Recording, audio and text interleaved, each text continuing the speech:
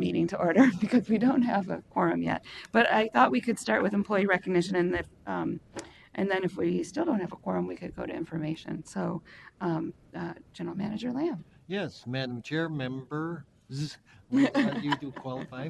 I did get the plural in there.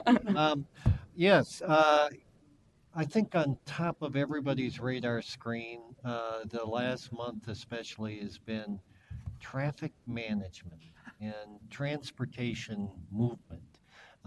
Sometimes it's been a frustration, but really it's also a time for innovation. And one of the things that we've been very pleased with is an ongoing and strengthening partnership we have with the local jurisdictions. We ran a pilot recently to great success, and I want to have Adam Harrington come up and introduce three people who had really a very important role to play in that successful pilot. Good afternoon, Madam Chair, council members. It's my pleasure to introduce three people who played a key role in implementing and testing a bus lane on Hennepin Avenue in Minneapolis with great cooperation with the city to set the baseline for future development to improve our speed and reliability initiatives. I'm sure you've probably seen in the news from our test in May the successes that we had.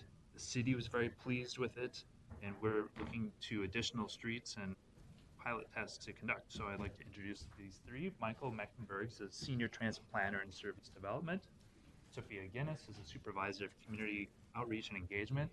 Jason Fordnave is a District Supervisor, and he manages the on-the-street implementation of this project. And between the three of them, they had good perseverance in working with the city, and there was a new pilot that we tested out. We had some push and pull and some thinking and questioning that went into it, but in the end, we had a very successful pilot.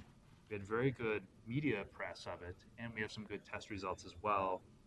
We'll be moving on to some other streets that we hope to test on in the city of Minneapolis. We'd like to do the same thing on other cities throughout the metro. So please, why don't you stand up, and I'd like to recognize and appreciate these three.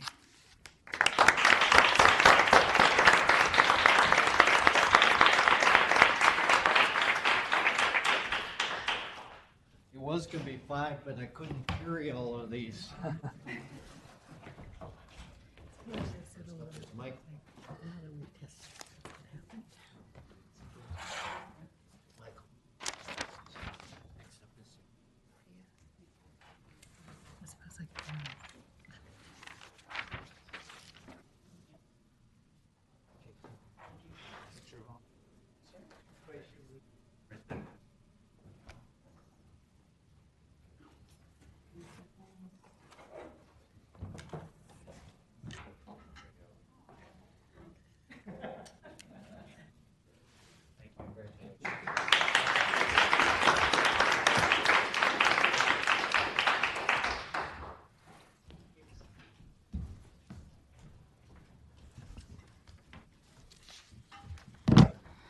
Okay, since we still don't have quorum, we'll maybe go to our tab liaison report. Are you ready, Peter? You want me to give you a couple minutes? No, I am ready, Madam Chair. Okay, great. Thank you. Thank you, Madam Chair. Apologies to all of you, I'm late. If I had only taken Metro Transit, I would have been on time, so. Yes. Anyway, okay. Madam Chair, General Manager Lamb, and Director Thompson, and of course, council members, thank you. It'll be a short one today. The TAB at this last meeting approved the draft tip for public release, for public comment, 45-day period. It will be on the TAB agenda in August, and then on your Transportation Committee agenda in September. The public comment list goes, as you probably know, goes to 7,500 contacts, and then the newsletter, news releases go to 7,500 contacts, and then the newsletter goes to 15,400, and then there is a special targeted list that Director Thompson furnished of key contacts within counties and cities, so everyone should be aware of the draft. And for those in the audience, the TIP is the Transportation Improvement Plan. In summary, it is a 4-year list of all transportation projects that are federally funded. It is a regional capital improvement program. And it must include all projects getting federal transit funds, including Metro Transit. And any project that affects air quality, it's required of all MPOs, Metropolitan Planning Organizations, and the total source of funds for this tip is $4.0 billion. Okay, and the other item that was highlighted at our TAB meeting was geographic balance among the regional solicitation funds, again, across the region. And I would like to defer also to the chair, because you had some comments which were read at the meeting. The staff did a fabulous job of going back to the 2003 regional solicitation through 2016. They examined it under 4 criteria, by county, so dollars by county, and they had subgroups of population and employment, showing the rank of how much money they got versus their employment and their population. Then by land use from Thrive 2040, which is urban, suburban edge, and rural quadrants, north, south, northwest, northeast, and then travel shed, which were 2 points showing how the traffic flowed from all parts of the region onto 2 areas. They chose one of Kellogg Boulevard in St. Paul, which is, I believe, Councilmember Kramer's district, and then Councilmember McCarthy's district of Snelling Avenue in Roseville. And the takeaway from this is that the regional solicitation dollars seem to be fairly well spread across the region, without any master plan, if you will. But TAB was asking staff to consider the priorities of the counties, income, travel sheds, and future development needs of the counties as perhaps part of an analysis of looking at the regional, of the geographic equity. And the only other item is the airport hotel is scheduled to open July 14th. JetBlue flying to Boston joins the other low-cost carriers of Frontier and Spirit. And the MAC, Member Crimmins wanted everyone to know wanted you folks to know that MAC is available to come and speak to your constituents at any meetings that you request. And obviously, the chair will be the proper person. And Madam Chair, do you want to mention your points to the geographic balance? Sure. Unfortunately, I had to miss the meeting, which I was really upset about. But I thought our staff did an excellent job, and they looked at different metrics, which you've all seen. And I'm really hopeful that TAB will somehow incorporate additional metrics as opposed to just looking at the dollars by percentage for each county over time. But I was also struck by how balanced the dollars invested across the region have been. But yeah, that was about it for my comments. And thank you. What I found interesting, I think many members of the TAB found, is that on the what they call the travel shed, which shows how traffic ends up flowing through a particular area, and with Snelling and Kellogg Boulevard, just to pull 2 random spots, but how widespread the traffic originations for that destination were. So it was really all over the region, and they ended up at this spot at some point during their day, and that's under the streetlight data, which is, I believe, count a trip as if there's inactivity for 5 minutes and the vehicle hasn't moved 500 meters. I believe that's correct. It's either, maybe Director Thompson can, something like that. I'm probably off. But it's cell phone based, so it seems to be quite accurate. Thank you, council members, and thank you, Madam Chair. Are there any questions for Peter? I do want to thank you for your TAB reports. Peter does a lot of research outside of the TAB and summarizes it and fills in the blanks and is really good about explaining the programs as opposed to reverting to a bunch of acronyms, which I can be guilty of. So thank you. Thank you, Madam Chair. I do appreciate I want to keep my job. Thank you. No. We now have quorum, so I'm going to call the meeting to order, the Transportation Committee for Monday, June 25th. And our first up is approval of the agenda. We will be approving the agenda minus employee recognition and TAB liaison report, which we just did. So is there a motion to approve? So moved. Second. Moved and seconded. All those in favor say aye. Aye. Any opposed? And the amended agenda is approved. Next up is approval of the minutes for June 11, 2018. So moved. Second. Moved and seconded. Is there any comments, changes, et cetera? If not, all those in favor say aye. Aye. Any opposed? And the minutes are approved. Next up are director reports. Director Thompson. Madam Chair and members, as Member Dugan mentioned, the tab discussed the draft tip public process. That was announced today, public comment period through August 5th, and that is for the transportation improvement projects from 2019 through 2022. As an example, we do occasionally get comments on specific projects. Last year, in the draft time, we got comments about a trail system that tab approved and a few other comments.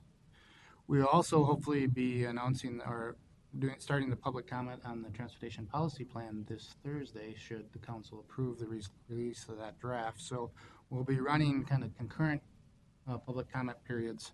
That's what we do every 4 years when we update the TPP. And that TPP public comment period will last a week longer through August 13th. So I encourage it's through our Met Council website is the best place to go through to get the information about how to make a public comment. Today and tomorrow, MnDOT and Met Councils and the U of M sponsored a automated vehicle workshop at the U of M. I participated along with Councilmember Rodriguez, and Councilmember Elkins was there, along with policymakers from the legislature, private sector companies that are doing automated vehicles, and then speakers from around the country that are wrestling with this space about how we bring this into our planning process, into our communities. The goal of this workshop is to understand some of the issues and feed into both the governor's advisory committee on automated vehicles, and also MnDOT is developing a strategic plan. And so to use this as a convening session to get input from one of the input sessions that will go on this year. And that, Madam Chair, concludes my report. I'd be happy to answer any questions. Are there any questions for Director Thompson? One thing Nick's report triggered for me is if folks are at conferences or events and they want to bring back reports, we can add it to the agenda. Of course, you can always speak up as well, but I'm happy to, I'd love to hear what you're learning. And I'll try and have something summarized by our next meeting, but we do go a second day. General Manager Lamb. Yes, Madam Chair, and because I'm a person who loves segues, let me give you maybe an upcoming opportunity to come back with a report. Passing out the Railvolution agenda coming I thought we around. were getting segues. Yes, you may, but I'm sorry. Oh, of course. Thank you, sir. So that was going to be last, but let me go back to the front of my my talking points. And the American Public Transit Association recently recognized our efforts to transport tens of thousands of fans to the Super Bowl, presenting us with the Gold Award for Rail Security. The award was presented at APTA's Rail Conference earlier this month in Denver, Colorado. The award reflects the extraordinary efforts Metro Transit put forward not only on game day, but during the week of pregame festivities. Metro Transit, of course, played a key role in the event preparations, brought tens of thousands of fans to and from the game on light rail, and overcame multiple game day challenges, if you recall, including snow, system and light rail vehicle malfunctions. Boy, this all bringing back bad memories. And civil disruption on the Green Line as well. This is the second time APTA has recognized Metro Transit this year. In May, we received a Certificate of Merit at APTA's Bus and Safety Security Award for Bus Operator Training Program. And I want to then segue into whether you fully remember this or not, but tomorrow is, now I'm blanking on the 14th anniversary of the Blue Line opening. If you recall, Blue Line opened in June 2004. From the starter segment was from downtown Minneapolis out to Fort Snelling. And then the second segment opened up all the way to the Mall of America in December of that year. But, since that time, it maybe take a minute to reflect on the success of the Blue Line. And since that time, more than 150 million people have ridden the Blue Line. And last year, We set a record with 10.7 million rides just given last year alone, and we're off to a very good start in part due to the success of the Super Bowl 52, and we'll be marking this special occasion on the social media channels tomorrow. So looking forward to maybe getting some feedback from our riders as well on that. So, in that mode of celebration, last week, Metro Transit took a very visible role in the last weekend's Pride festivities and will be well represented in the community again this week for Somali Independence Day, as that is celebrated in Minneapolis. Festivities will span a 3-block stretch of Lake Street from 1:30 to 8 p.m. on Saturday, June 30th. Several Metro Transit police officers and other staff will be at the event to promote career opportunities and provide transit information. Event goers can ride to and from the Independence Day event for free between noon and 9 p.m. with a downloadable pass. And finally, early indications are very favorable for Route 54. As you know, we put the limited stop extension in earlier this month and are showing some promising early results. We've seen an increase of around 475 weekday rides since the limited stop service to the east side began on June 9th, according to our preliminary data. And in Minneapolis, we've seen a slight uptick in ridership. Overall, the Blue Line is up about 10% since the 35W construction started. Bus ridership has been remained stable, which is a good thing given the really crazy stuff that's going on right now. But service continues to run smoothly in the corridor and has been improved with some changes along the way. I see Dave Hansen is in the audience, and I want to really call out his great efforts at working with all of our local jurisdictions in trying to continually modify the operations, make sure that our buses are continuing to gain priority access throughout. And so we'll have a more detailed report on that in the upcoming weeks. And with that, Madam Chair, I'd be happy to answer any questions. Thank you. Are there questions for General Manager Lamb? I wanted to say how much I enjoyed being at Ovations last week, and I got to talk to some of the operators, and it's just so impressive. It's one thing to be talented at your job and dedicated, but it's another thing to bring that day in and day out. I mean, to have safety awards and outstanding operator awards for 20, 25, 30 years is amazing to me. So, thank you. Next up is the consent agenda. Is there a motion to approve? So moved. Chair? Second. Moved and seconded. Any further discussion? All those in favor say aye. Aye. Any opposed? Motion carries. Thank you. And then on to non-consent. 2018-56 is the Metro Green and Blue Line LRT extensions. That's delegation of construction change order authority. And Mary Sue Abel is here to present.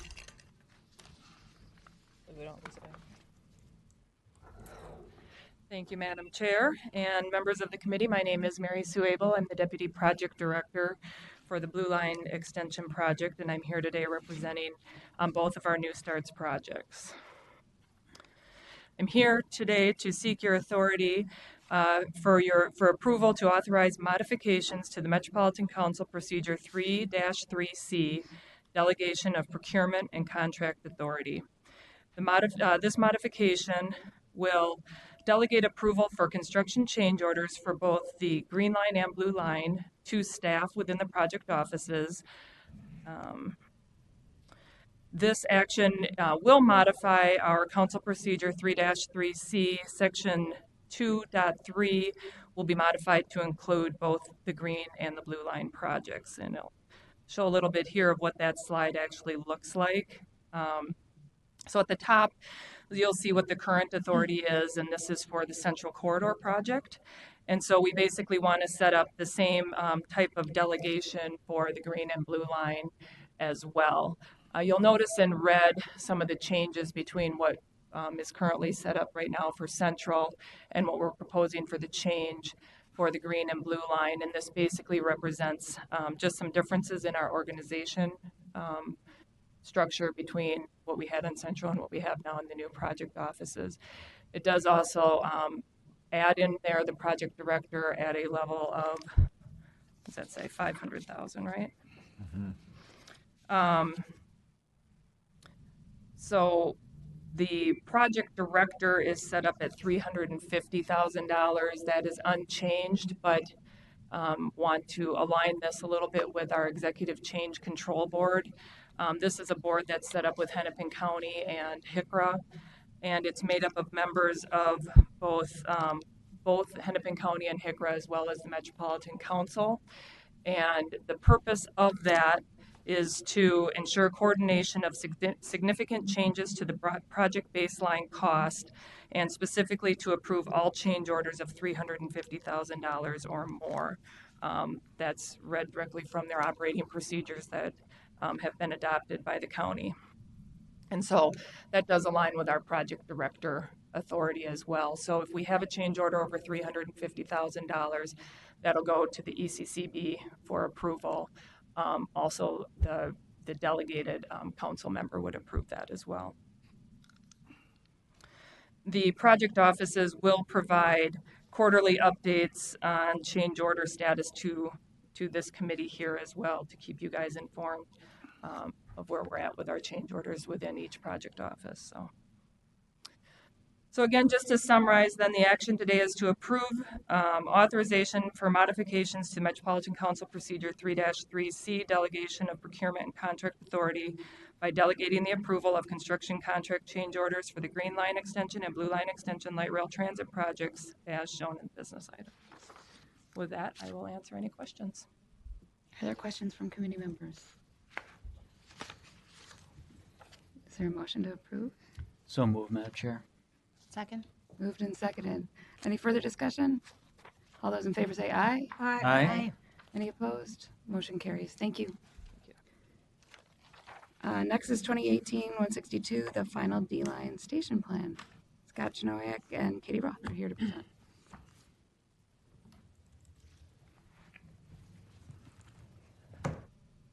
Good afternoon, Madam Chair and committee members. Katie Roth, Manager of Arterial BRT for Metro Transit. I will introduce today's business item and then hand things off to Scott Janowiak, who will present the background on the item. So we're here today seeking Transportation Committee approval for the final plan for the D-Line stations. And I'll just recap what I shared with the committee of the whole on the 13th of June, which is that this is one of the steps that we're taking in 2018 and into 2019 to move the D-Line project forward in spite of the fact that we're still seeking full funding for the project. So as you'll recall, as part of the governor's bonding proposal in the 2018 legislative session, we were seeking $35 million to fully fund this project. That went unfunded in the session. And as we move forward, there are three things we're doing right now, one of which is to submit the final plan for council approval. The second will be to release an RFP for engineering services. We expect that to go out this week. And then the third is to continue the preparation of the environmental document for the project that's consistent with the plan across the summer. And so as we go into the latter part of 2018 and into 2019, we'll be jumping off into the engineering process, continuing the discussion around each and every station and how those actually fit into the street. Refining the project budget as we continue through that engineering process while we continue to seek full funding in the upcoming session as well as through other sources. And ultimately, around this time next year, we would revisit that path if the full funding did not materialize by that point.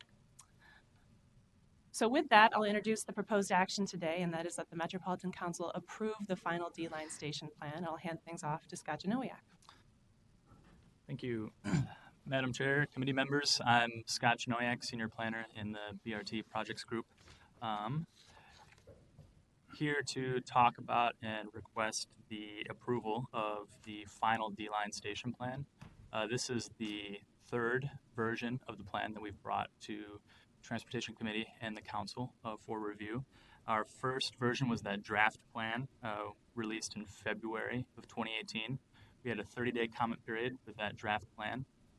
Took those comments and revised it into a recommended station plan. That was released in May of this year. Had another 30-day comment period and come back to the Transportation Committee today with the final plan for approval. So we're in the third of 3 steps in the station planning process. This is the approval of the final plan comes just before the start of the detailed design and engineering phase. So in some cases, we're on the cusp of that baton pass between the station planning phase and the detailed design and engineering phase. As a reminder of what was in the recommended station plan that we released in May, the plan itself is looking at 2 major questions that revolve around location. So where will stations be at that intersection level? And then where will platforms be at that intersection corner level? Between our draft and recommended plans, there were those 3 major changes. I just want to remind the committee of those changes. We had 3 station additions, an additional station at 7th Street and Bryant, Chicago and 48th Street, and Portland and 70th Street. On this slide, it's a little hard to see, but they're highlighted in yellow on the map to the left. In terms of our recommended station plan process, so we released it in May and then had a 30-day comment period. The recommended plan itself really functioned as a report back of what we heard in our draft station plan process, as well as communicating those 3 major station additions. Through that 30-day comment period, we did a lot of outreach and engagement work. Resulted in over 50 comments formally submitted to us through our project email, as well as formal comments of support from various agency partners, notably City of Minneapolis and the City of Ridgefield. In terms of that outreach and engagement process, Cody Olson, our outreach and engagement coordinator, is here this afternoon. He put in a lot of effort trying to connect with the region to talk about and listen to input on the recommended station plan. So that included conversations and meetings with businesses and neighborhood groups, whether that was dropping into businesses, talking with owners or staff, making himself available for maybe a more formal one-on-one conversation at a time later. Cody invested the time in that part of outreach and engagement, and then we also distributed lots of emails to neighborhood groups, businesses throughout the corridor. I want to say it was over 300-ish emails, so there was a lot of communication going on, as well as follow-up, and then a newsletter distribution. Also had ongoing agency coordination. We worked fairly closely, in particular with the City of Minneapolis, on making sure that we are listening to and collecting comments from corridor stakeholders. So on to a little more detail on what we've heard and major themes. From a corridor-wide perspective, general project support with some opportunities for clarifications about what the D-line is and is not as a rapid bus project. When we get into that more station-specific questions or comments that we received, a very strong focus at Chicago and 48th. The map you see on the right here is our station plan for that intersection location, what we would call a far side platform recommendation. Out of our 50-ish comments, I'd say about 3/4 of those were focused on Chicago and 48th, with a mix of both support and opposition, I'd say within the business community as well as within residents and the surrounding community members, particular to Chicago and 48th. We did receive that letter of support from the City of Minneapolis. Within that comment was support for Chicago and 48th in particular.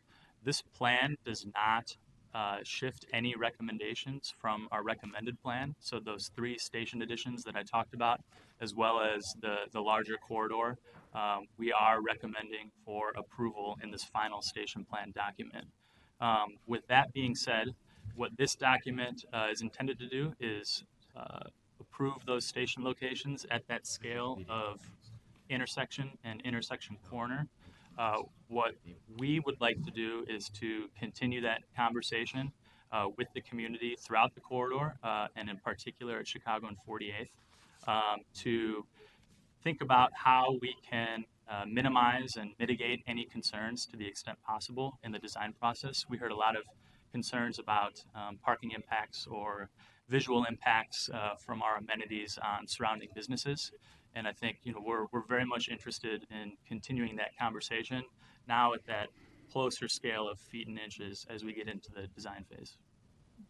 Yes, and Madam Chair and committee members, just to pick up where Scott laid the table very clearly in terms of this issue. Many of you, I believe, received an email this afternoon from a representative of some of the business owners in this area, and many of those business owners are the same folks that Cody has been in communication with over the past several weeks, and so we've definitely received these concerns. We're aware of them. Staff do continue to recommend that this location and these two corners are the right spots for a station in the D-line plan, and so we do ask that this action be considered today. However, we do still very much want to engage these business owners and property owners around the questions beyond which corners of the intersection. As we go into engineering, there are a lot of decisions yet to be made having to do with platform height and platform length and where that fits into each corner, where the vertical shelter pylon will be placed, other furnishings along a platform. And we do very much want to continue to engage business owners, community members in those discussions, including as part of a public meeting in the future as we move through engineering. So with that, we do ask that the committee consider the proposed action 2018-162, which is that the Metropolitan Council approve the final D-line station plan. And with that, Scott and I can stand for questions. Councilmember Elkins. Yeah. Thank you, Madam Chair. And not a comment or question, but just a comment. We did not have the 48th Street station in the first draft of the plan, but we added it because it had very strong community support. Mm-hmm. It's an important commercial node in that part of the city, and people really, really wanted a station there. Are there further questions or comments? Councilmember Latowski. Just some comments, actually, no questions. But I do want to thank staff for their robust community engagement process, and Cody Olson for getting out there on the street and talking to folks. They were kind enough to brief me a little bit a couple days ago on the issues, and I am 100% in support of a station at this place and of the approach of continuing to work with the businesses to make sure that their concerns are not necessarily addressed, because maybe they're not all going to be able to be addressed, but at least part of the conversation. I just got this email. I think it was sent at 3:25. So just trying to read through it really quickly. And the final one is they're asking for a chance to work with staff and leaders to mitigate the negative impacts that this could have on businesses. And I think that we can move forward with this action today while still being true to that. So I am supportive of it and hope everybody votes yes. Are there further comments or questions?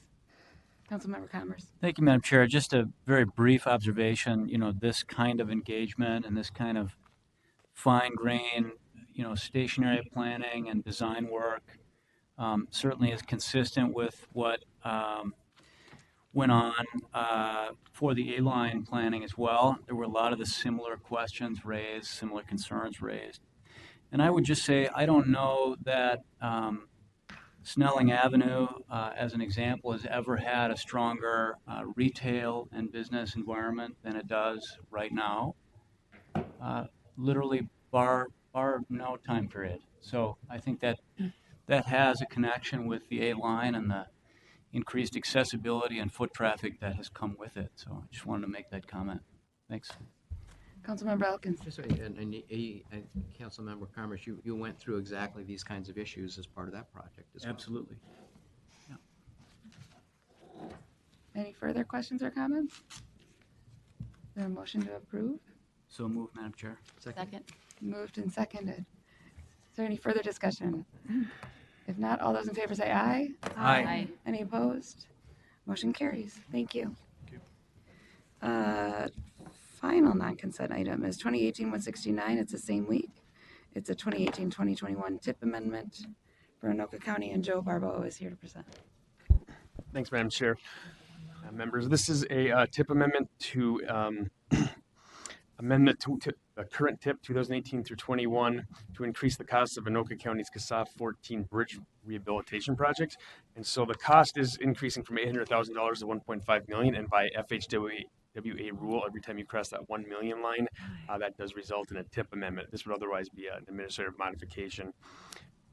This is a project that did not come through the regional solicitation process, so it's using funds, local funds, and funds that are programmed directly by MnDOT, not by TAB or the council. So the rationale for this TIP amendment, or the series of events that brought this up by $700,000, is related to some events that occurred at the bridge related to having it have to be closed because of deterioration. And I don't know a lot about that, but I do have somebody from Anoka County that can answer questions about that if you're interested. But otherwise, it's a pretty administrative process. Are there any questions? Comments? Motions? Motion, Madam Chair. Support. Moved and seconded. Any further discussion? If not, all those in favor say aye. Aye. Any opposed? Motion carried. Thank you. Thanks. Our first information item is the project selection policy, and Philip Schaffner is here from MnDOT. Good afternoon, Madam Chair and members. I appreciate the opportunity to give you an update on MnDOT's efforts to implement direction we received from the legislature in 2017 to develop a new process and policy for how we select highway construction projects on the state highway system. Right now, we are sharing a preliminary draft of our proposed approach to this requirement with a variety of stakeholders, and I'll just note that I've met several times with Director Thompson and other MTS staff and have another meeting with them scheduled in a couple weeks to continue feedback from staff. Have met with the Congestion Management Process Advisory Committee as well as TAC and TAB prior to today to get additional feedback, and would welcome it throughout the summer before we develop a final draft later this summer and early fall before we begin implementation. And I'll just say that for time's sake, I'm going to touch on some highlights, but we have a detailed document that goes through a variety of different factors that we're proposing to use and how we select construction projects. For just background and context, the legislature asked us in the 2017 special session Chapter 3 bill to develop a new policy and to implement it by this coming November 1st, 2018. And the core of the requirements are that going forward, for each selection process we use to pick highway construction projects, the department needs to identify the criteria we use, the weight of each criterion, and the process we use to score each project based on the weighted criteria. And identify not only the projects we select, but all of the projects we evaluated and did not select, and the reasons and scores for those, and to involve others as appropriate in that process. This requires the use of scores, but it does not require that we select projects in order of score. So it allows for us to bring in other considerations. So if we don't pick the highest scoring project, we don't have to do that, but we do have to provide a rationale and reasoning behind that. So some context for both how we pick projects as well as this preliminary draft approach. First thing is that there are a lot of decisions that are made before project selection that have huge bearing on what projects the department actually constructs and delivers, but are in and of themselves not project selection. So our overall objectives, strategies, our performance measures and targets that we establish through the statewide multimodal transportation plan and the council's transportation policy plan that has huge bearing for what projects we pick. Likewise, we go through our 20-year state highway investment plan process, which directs and makes a trade-off about how much money are we going to dedicate to certain types of goals and objectives. For example, the condition of existing pavement and bridges. How much are we going to invest to make strategic safety improvements or to try and reduce congestion or manage other types of assets like rest areas. That's based on a significant amount of stakeholder and public input, and that guides the decisions that we make. But that in and of itself is not project selection. Likewise, we also use formulas and and performance measures and data to help distribute funding between our 8 construction districts, and that distributes funding throughout the state. Again, has implications for how many and which projects we pick, but happens before project selection. This new policy in and of itself will not change the plans or the way that we distribute money throughout the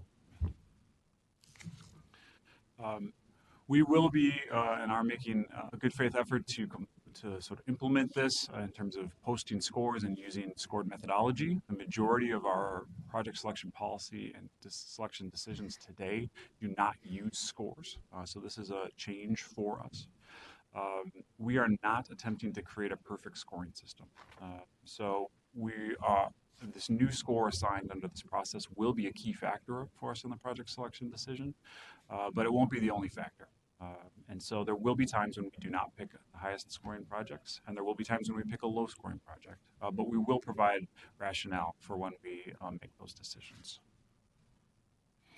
We also distinguish the project selection decision from the whole range of other decisions that happen in shaping the final projects. So the project selection is, for the purposes of this policy, a very narrow decision. It is the decision to fund a project and to add it to our list of planned and program projects.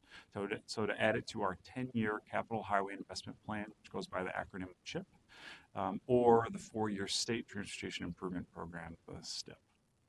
And the council and the regional version of that, which you just approved for public release and comment, is the TIP.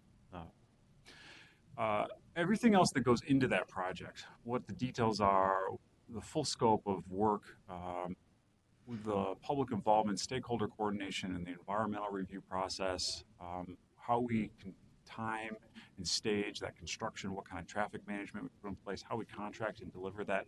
That is all a part of the project development process, not the project selection decision. And we use various different methods to select projects, and how much project development has happened prior to selecting a project varies by those processes.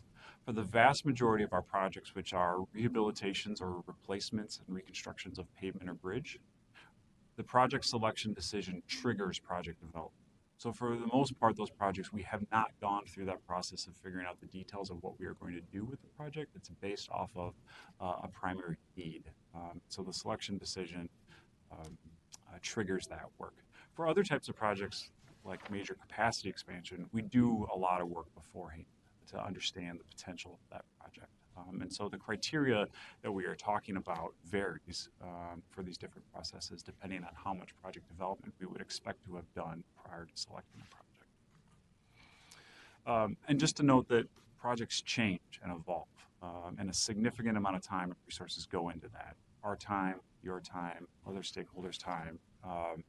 And for a variety of reasons, we want to and need to allow the public input process, the environmental process, to influence and change projects. And so with this new policy, we're proposing an approach where the vast majority of changes to a project would not affect the score. We'll establish a few thresholds that would require revisiting the score of that project, but for the most part, the project can evolve and change based on that input without needing to revisit the project selection decision. So I'm just going to briefly walk through sort of the proposed approach here for how we would select pavement and bridge projects, sort of rehabs or replacements, as well as major capacity expansion, and then I'll just touch briefly on about the dozen or so other specialty and competitive programs that we manage. For pavement and bridge, this is the majority of our projects. It's about 2/3 to 3/4 of our spending in any given year are on these types of projects. And we're proposing to score based off of a primary asset need when we add it to the 10-year capital highway investment plan. So for the most part, we pick these projects 5 to 10 years before construction. And the score will be based off of basically which piece of our infrastructure is requiring a project in that location. So if the bridge requires repair and we decide to add pavement work to that, we'd use the bridge score for the project and not need to add in a special pavement score. Likewise, if we have a long pavement project, we decide to replace a small bridge structure as part of it, we wouldn't add in a separate bridge score. It would just be the pavement score for the project. Essentially, the score will communicate why are we doing a project in that particular location. And that would then trigger the project development process. As part of that, in particular, working with cities and counties on the details of that, the timing of that project may change, and that as long as it's still in the 10-year capital highway investment plan, it would not need a rescore. We would only document if it moved out of the plan. And so for the majority, if we were adding a turn lane, if we're adding a trail component, if we're widening shoulders or reconfiguring the geometry to make some safety improvements, closing some accesses, things like that, it would not require a separate score. That could all be delivered as part of that project through our complete streets performance-based approach to delivering projects. However, we do think that there are some changes that would really require a different level and a different category of scoring, and that's puts it into what we would call the major mobility or capacity expansion category. This is if we're adding a lane mile or more of min-pass, general purpose, or an auxiliary lane, or putting in a new or significantly modified interchange, or anything that would require a full environmental assessment or impact statement. And if that didn't catch everything, we put a cost a threshold here of the capacity expansion element cost $10 million or more. It would have to have existing sustained congestion, and it would have to already have been identified in the council's transportation policy plan or in one of the supplemental planning studies. So the planning process has to identify this before forward with this. Other ideas could compete in future rounds of corridors of commerce or the transportation economic development program. So there are other mechanisms to fund capacity expansion. But for this piece of our funding, which is not a significant amount of money, we're trying to be very targeted and have it follow the planning process.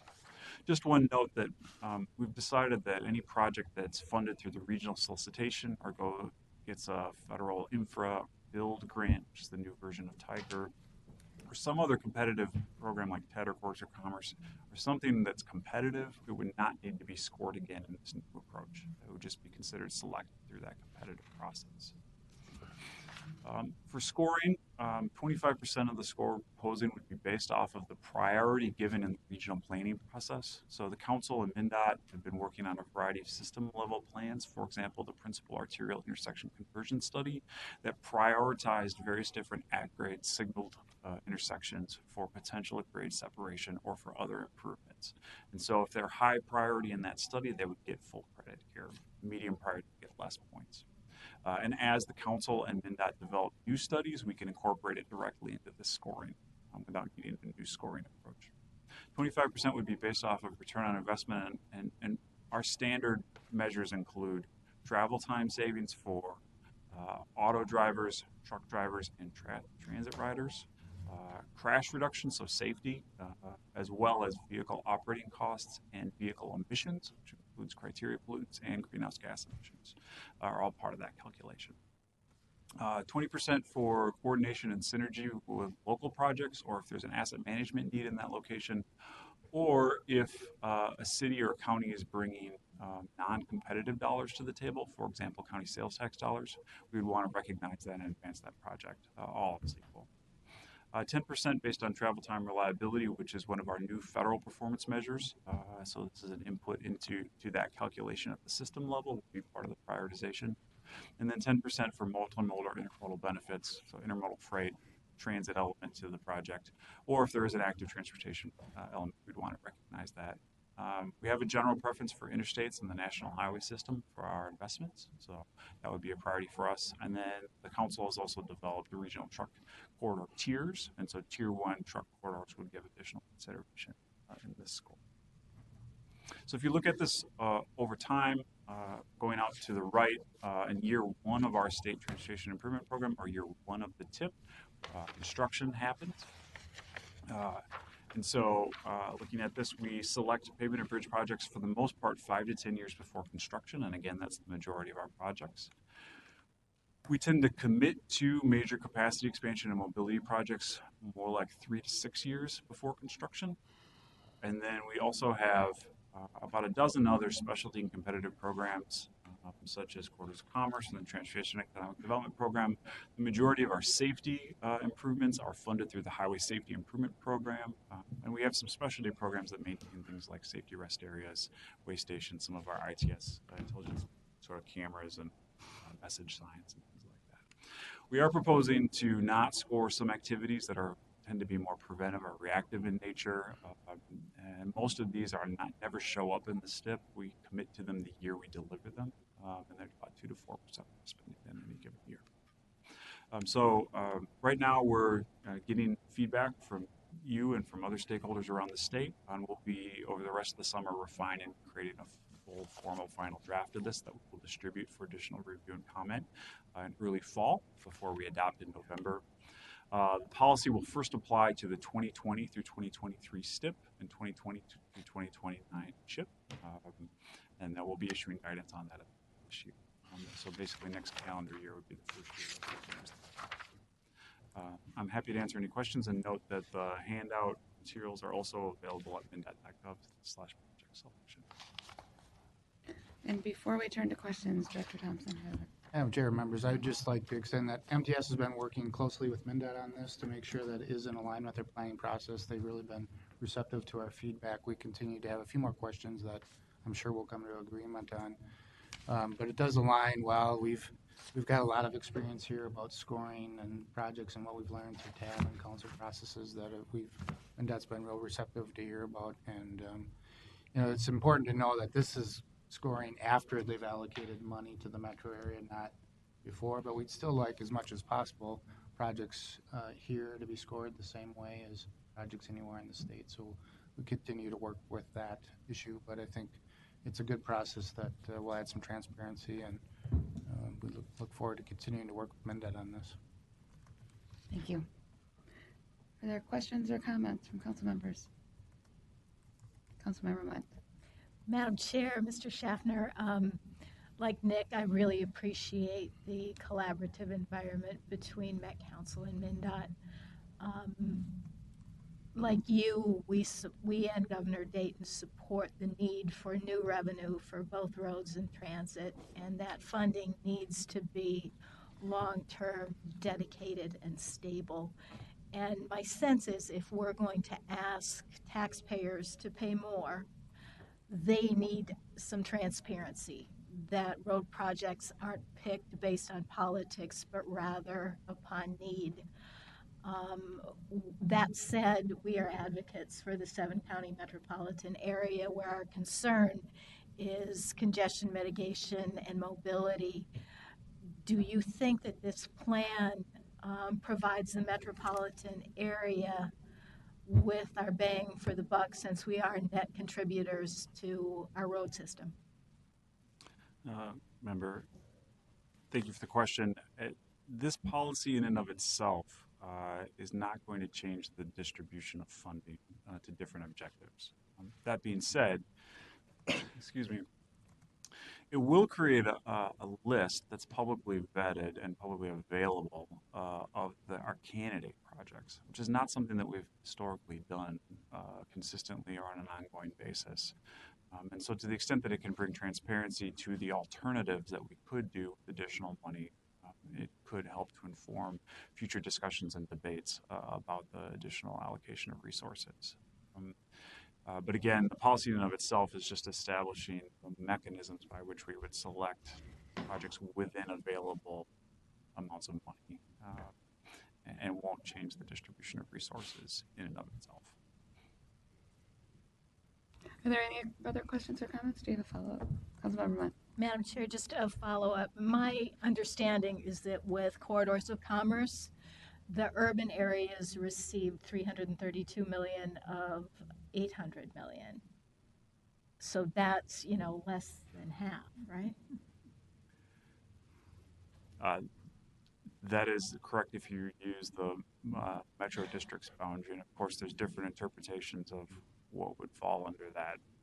But yes, that using the Metro District line, Metro District received less than half of the resources of those $800 million in allocations. Are there further questions or comments? I have a comment and then I guess a suggestion. It's not going to happen this time, but I'll throw it out there anyway. I just want to thank MnDOT for not only this good work, but also just convening the AVs and your rethinking I-94 and your openness. Our transportation is going to change so profoundly in in the coming years. And to be an agency that's open to change, I just really appreciate it. And the step towards more transparency, I think, is a big one. My suggestion is to consider, since we do have the data, and this is confirmed by the metrics that you all saw for evaluating regional balance through the Transportation Advisory Board, you can see where a project, who it benefits. So instead of taking a project that's on the, say, border of the northwest suburbs, that's on the border of District 3 and Metro, and assigning it all to the Metro budget because it happens to fall in those boundaries, looking at, hey, if this benefits District 3, 80% of it is in District 3, apportioning it that way in terms of which of the 8 construction districts are paying for projects. Just an idea. Our chair calls it my fuzzy boundary idea. I don't really love that branding, but are there any other, Councilmember Alkin? George, I mean, I think we've seen in the past as well cases where other districts have, funded projects at the fringe of the metro area because that's where they see their biggest benefit. And I look at those 2 projects that were just outside the metro area that were funded by corridors of commerce. And, I know there was a hue and cry from greater Minnesota about that, but how do those 2 projects benefit anybody who lives within the area? They're there and they score well because they make it easier for people in greater Minnesota to get to the Twin Cities. If there aren't other comments, thank you so much. Appreciate it. Thank you.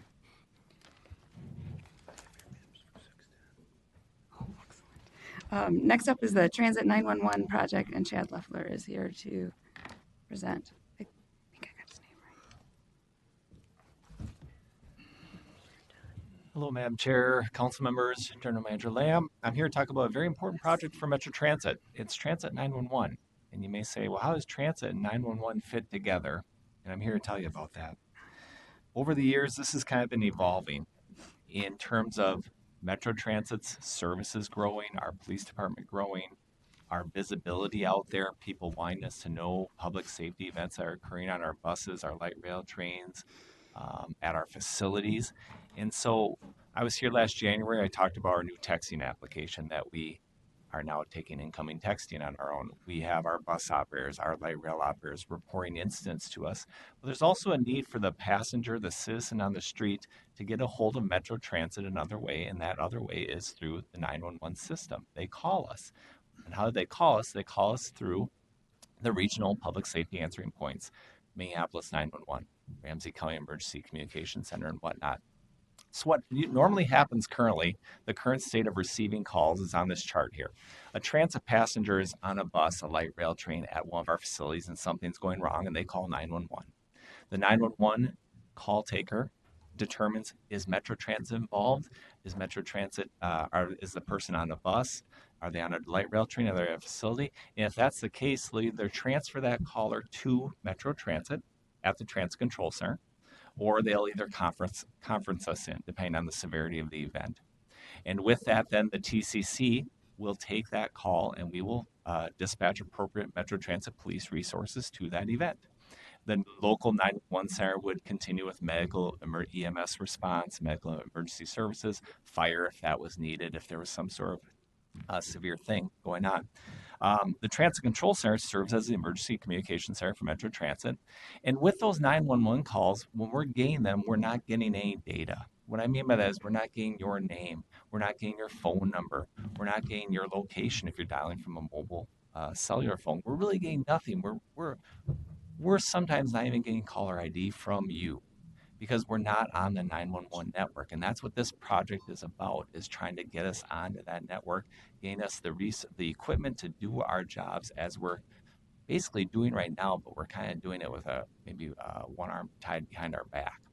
And the goal is, if you look down on my slide there, following that red arrow there, is for us to receive some of that caller information, your name, your phone number, your mobile carrier, your location, so that we can try to get emergency help, police responding maybe a little bit quicker. Seconds matter when you're talking about public safety events, and a minute can seem like 10. just like that. And it says future NG911 equipped TCC, TCC being the Transit Control Center. NG911, that's something you may hear about, read about. Next generation 911, that's the current technology that all your metro-wide public safety answering points are moving towards. They've all upgraded to what's called next generation 911, which in the future will hopefully allow for receiving videos, photos, and things like that. They just started receiving text messages last fall, like we did at Metro Transit. So where have we been at Metro Transit? I've been the manager for a couple of years. I was the acting manager before that. And back in 2014, 2015, Green Line was coming on board. We were discovering we were getting more and more 911 calls about different things on our buses, our rail trains, and our facilities. So we started researching, doing exploration, trying to develop a project, talking to the Metropolitan Emergency Services Board about, we had discussions with them about where we're at, how does the 911 system function in the metropolitan area? Talk to the Department of Public Safety through the state of Minnesota, asking them about different things, starting to get more educated on the topic. We also learned that at the Metropolitan Council, we have no 911 equipment or system right now. We are basically taking 911 calls without the proper equipment. So we decided at the Metropolitan Council too, we didn't really have the expertise for this. So we said, we need to find somebody to help us design and engineer this. And we did that last fall. We have a consultant on board, and they're very helpful in trying to help us, guide us through a process, help us understand what we don't maybe understand, help us design and engineer a system that we can use. And that's what they've done. Our goal is to issue an RFP here in the August of 2018. We're right now finalizing a design and scope of work, and then next year, join the Metro 911 network and implement this phone system. And so what are our goals? The easy goal is this top bullet. Equip the Transit Control Center with next generation compatible 911 phone system. That's the meat and potatoes of this project. But what that allows us to do is that second bullet point that I highlighted there, or boldface, sorry, is join the Metro 911 network as a public safety answering point for Metro Transit for transit-related issues, and update the Metro Region 911 Consolidated Plan. The Metropolitan Emergency Services Board is fully in support of this concept of updating the Metro 911 plan to allow Metro Transit to join it. Joining the Metro 911 plan then will get us that third bullet point, which is allowing a seamless transfer of data from the primary 911 center to the Transit Control Center for public safety events.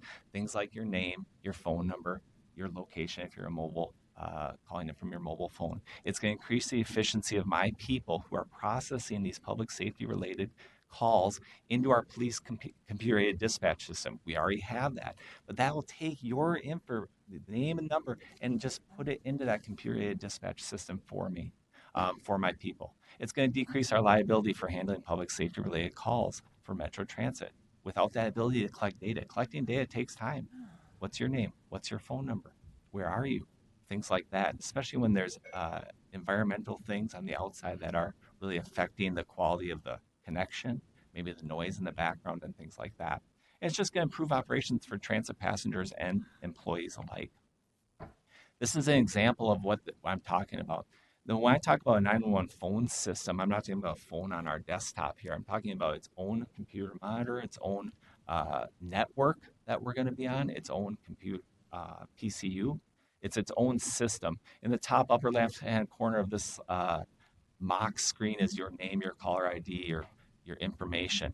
In the upper right-hand corner is an example of a text conversation. 911's accepting text, separate from our Metro Transit Text for Safety, which we do, and we do actually probably better business than they do because we have different complaints coming in. And then the lower right-hand corner would tell me different queues right now. What I mean by queues is, hey, how many emergency calls do I have coming in? Maybe how many non-emergency calls do I have coming in? So me as the call taker, the telecommunicator back at the Transit Control Center can see, hey, I have a higher priority. Right now, the phone rings. Could be a bus garage. It could be a person reporting a person with a gun on the light rail train. I really don't know. And so I'm trying to figure out what that is. And then the lower right-hand corner of that screen is just going to be like different phone books so we can transfer our data to, let's say we get a call that's not really Metro Transit related. We could give that to the city of Minneapolis, the city of St. Paul, and whatnot. Our funding is CIP approved. We're submitting a second quarter budget amendment, and hopefully you'll see that next month in July of 2018. And we are expecting an FTA grant approval in August 2018, and then we are pretty much ready to go on this project, which is a good thing for Metro Transit and our riders. That is my update. I wanted you to be aware of this project, this system, and the proposed change to the Metropolitan 911 plan through the Metropolitan Emergency Services Board, because I think that's an important thing for everybody to know and how Metro Transit plays into that in the Metro region. Questions? Questions from committee members? Any comments? Good job. Nice. Sounds like a good plan. Nice work. Thank you. Thank you. Our final information item is MTS Comprehensive Plan, and Mark will be here to present. Hi, Mark. No, I'm in the same place you were.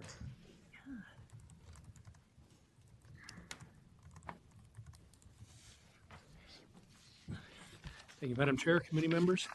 I'm here to just give you a brief update on activities that MTS staff is undertaking at the current time that, quite honestly, we hope you'll never hear about. We're reviewing comprehensive plan updates. We would only bring them before this committee if there's a major consistency or conformity issue on transportation elements.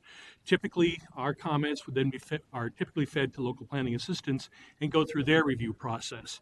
So you're not going to be hearing a lot of comp plan update reviews, which I'm sure those of you not on CDC are going to be very pleased to not have to deal with. We'll quickly go through the review standards we do. We do have a review process, have some common themes we look at over the comp plan updates. We do coordinate with Metro Transit and their transit planners very closely and get comments from them.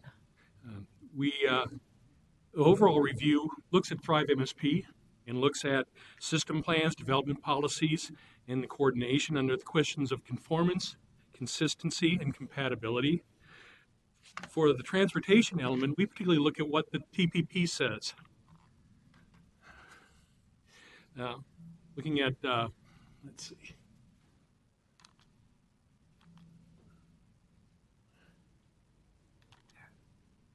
We look at the system plans, highway, transit, and aviation, which are the ones that are called for in the state law. We also look at bike and ped, and finally, freight. We'll look at questions of conformity, consistency, and compatibility. Look for potential plan modifications if we come with problems of conformance. Compatibility and consistency, we'll look for technical assistance that we can provide to a community as experts on the transportation policy plan and what it says. Minnesota statute is fairly clear as far as state law goes, as far as what we need to look for in conformance. The major issue is that we are more likely, if what's proposed in a comp plan will not result in a substantial departure from a system statement or a system plan. If we do find something that does that, we would work with the community to immediately work toward an issue resolution. And the last step would be a plan modification procedure. And if we got that far, that is probably something that we actually might bring before this committee, rather than waiting until it goes through CDC, through the local planning assistance procedure. But hopefully we can resolve any issues in a more consensual basis with the community, rather than a confrontational basis.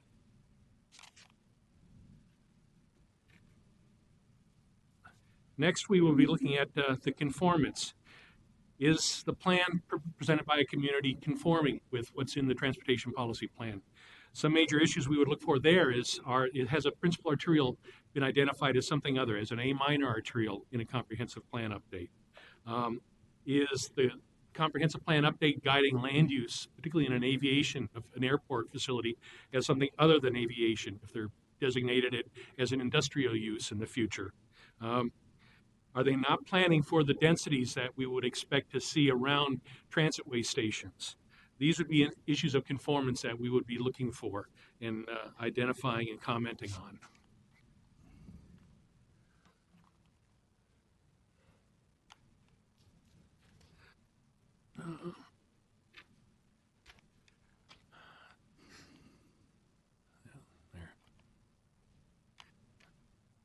Consistency, here we'd be looking for technical, is it consistent, the comp plan consistent with what the transportation policy plan says?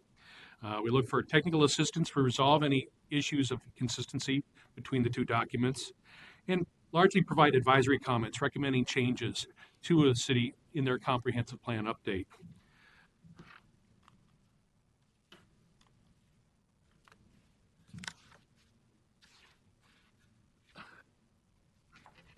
Some issues that might be an inconsistency is not planning or preparing the regional bicycle transportation network as we call for in the plan. It's not one of the system statements. It's not a system plan under state law, but we have identified it in the last transportation policy plan, and we're expecting the communities to identify corridors and show how they integrate the RBTN network with their local trail network.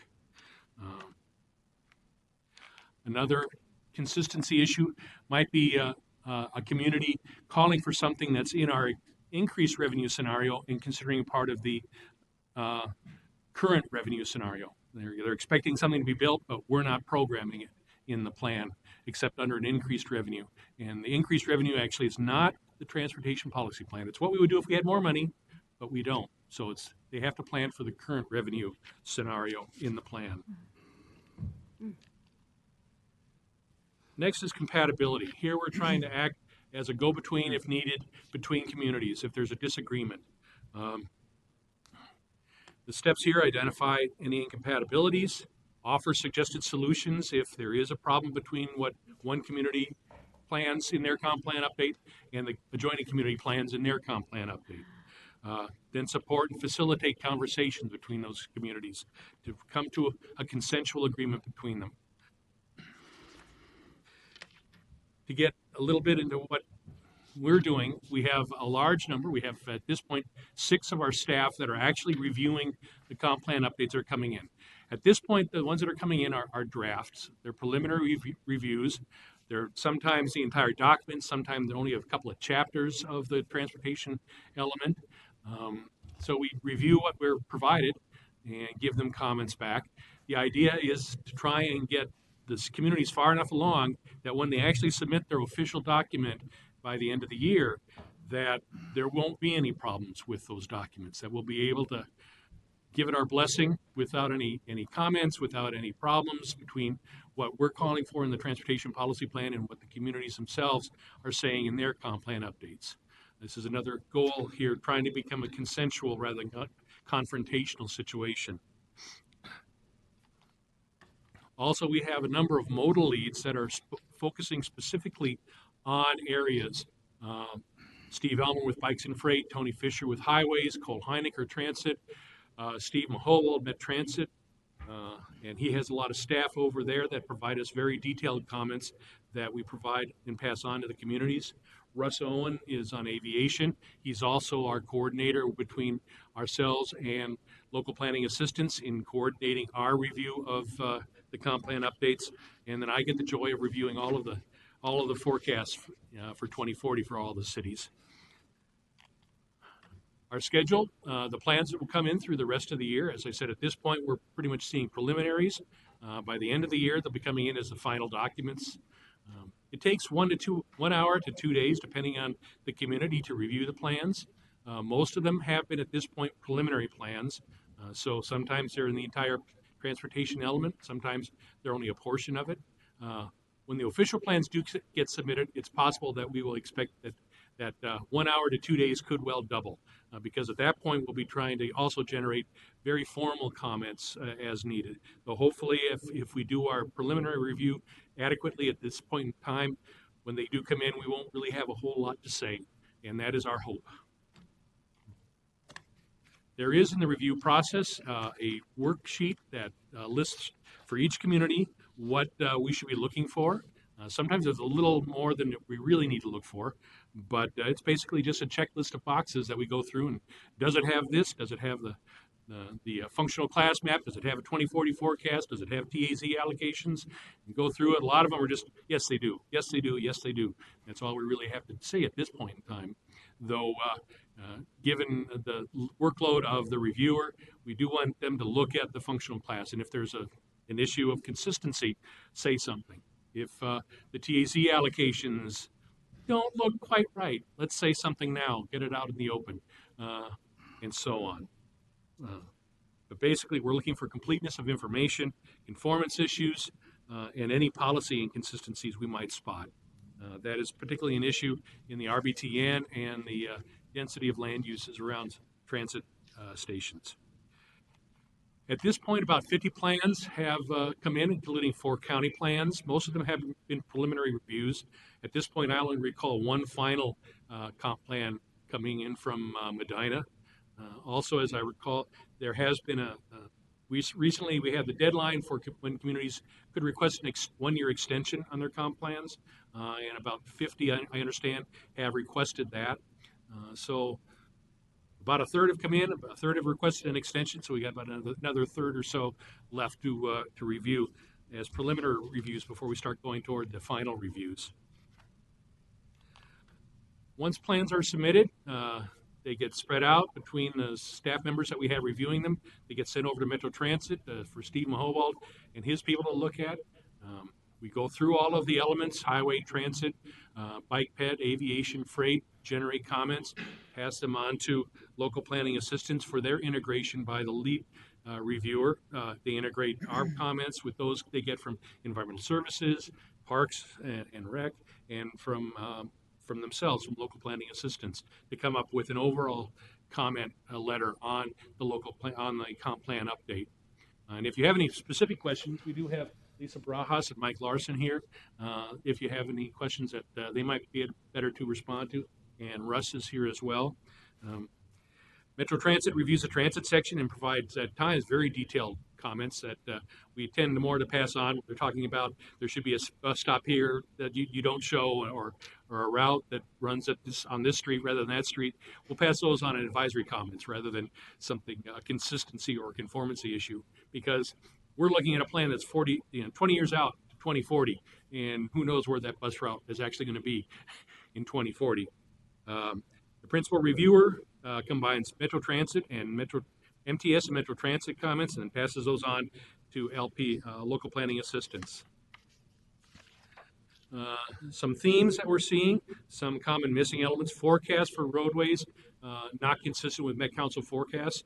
And I'll say that generally the forecasts that come in are consistent, except in very localized areas. And I'm not surprised with this, because our forecast model is working from socioeconomic data that came out of local planning assistance research model, whereas the communities themselves are often using their allocation of population household employment to the transportation analysis zones when they do their modeling, or their consultant does their modeling. So I expect these kind of localized inconsistencies, and trying to take those into account, making some comments if there's a wild difference that a community will need to monitor that area and that road before they make any decisions about expanding it, changing geometry at an intersection, something like that. Also, about half of the comp plan updates that have come in for informal review have not had any forecasts at all. So it's difficult to say whether they're consistent or not. We say they're incomplete, but many of them are relying on county forecasts that the counties are still working on. So we're giving them some leeway, because this is a preliminary review. They don't have to have that 2040 forecast until they submit their final official comp plan update by the end of the year.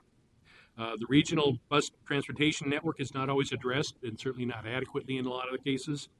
Pedestrian needs not addressed, or they're showing the incorrect transit market areas. However, some on the positive side, many of the plans have had excellent mapping. It's certainly showing an increase in that ability by the communities or their consultants over the last time we had these comp plan updates come in.